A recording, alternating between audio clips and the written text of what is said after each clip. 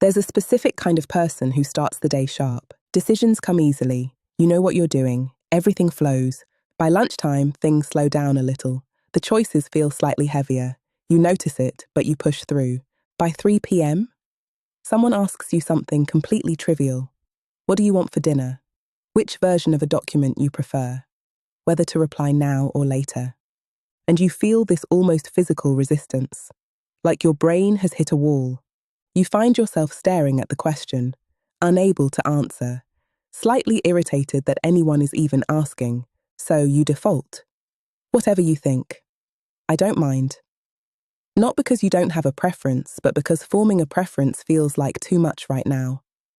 And then comes the thought, what is wrong with me? It's just a small decision. Nothing is wrong with you. Your brain has simply run out of fuel. Why do you have nothing left by 3 p.m.? And why does it feel like laziness when it isn't? Your brain has a finite decision-making budget. Every choice, big or small, draws from the same account. When that account is empty, your ability to decide deteriorates, not because you're not capable, because the part of your brain responsible for deliberate thinking has literally spent its available resources. You're not lazy at 3 p.m. You started the day full. You just spent everything. Social psychologist Roy Baumeister coined the term decision fatigue to describe exactly this. The quality of your decisions gets measurably worse after sustained decision-making.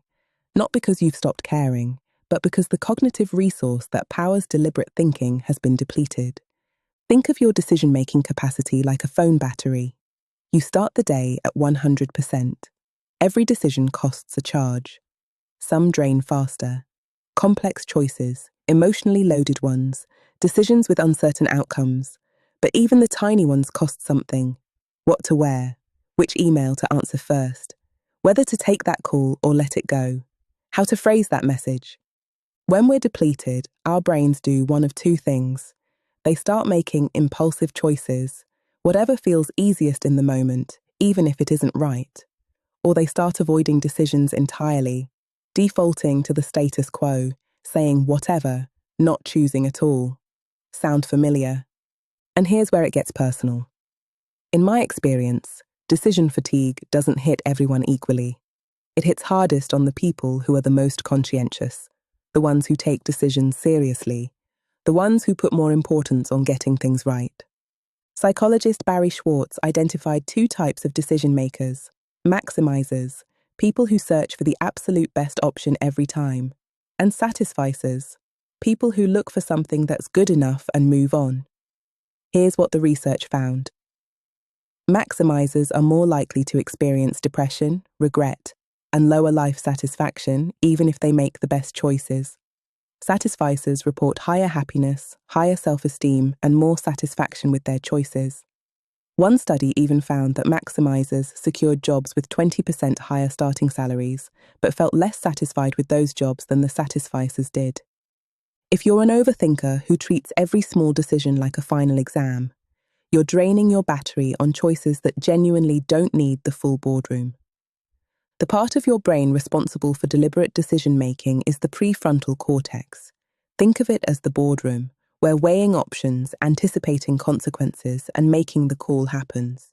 It's extraordinarily capable, but it is expensive to run. It consumes a disproportionate amount of the brain's energy, and unlike some other systems, it doesn't recover instantly.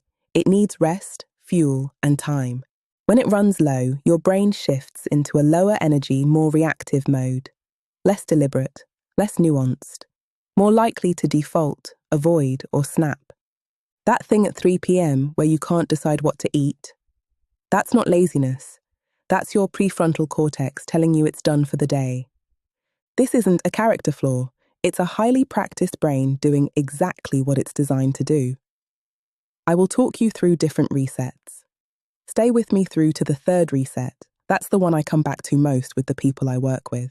This isn't about fixing you. It's about resetting the loop. Practical reset 1. The decision audit. For one day, just one, keep a rough note of every decision you make before noon. Include the tiny ones. What to wear. Which order to tackle things. Whether to reply now or later. You're looking for two things: decisions eating your budget without being worth it, and decisions that recur from scratch every single time. Those are your leaks.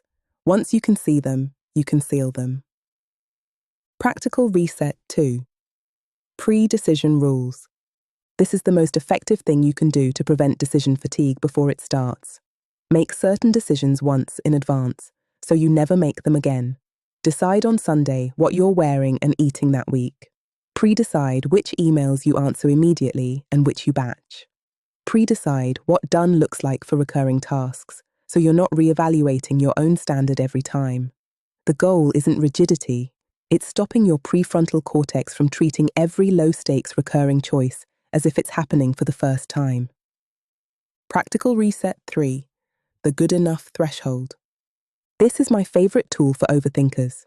Before you start deliberating, ask yourself, what is the minimum this needs to be acceptable? Not perfect, not optimal, acceptable. Schwartz's research is clear. Satisficers make decisions faster, feel less regret, and report higher satisfaction than people who try to find the best possible option every time. For the vast majority of decisions you make in a day, good enough is genuinely good enough. Saving your best thinking for your most important choices isn't laziness, it's wisdom. Practical Reset 4. Decision batching. Cluster the same type of decision together. Emails in 2 windows, morning and afternoon. Admin in 1 block, scheduling in 1 go. When you're already in that mode, decisions flow faster because you're not constantly switching contexts. Context switching is one of the biggest hidden drains on your decision budget. Every time you pivot to a new type of task, your brain has to reorient. That costs energy, every single time. Batching eliminates the switches. Let's come back to where we started. 3 p.m.